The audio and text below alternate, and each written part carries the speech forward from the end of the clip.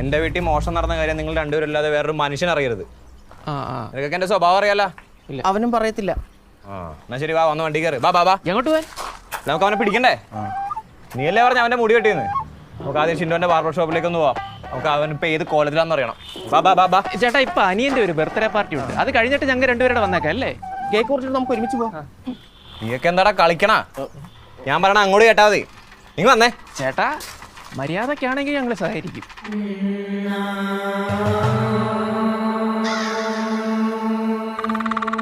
അതല്ല, വീണ്ടും ഗുണ്ടായിസ് തുറക്കാനാ തീരുമാനമെങ്കിൽ ഞങ്ങൾക്ക് പോലീസിൽ പറയേണ്ടി വരും.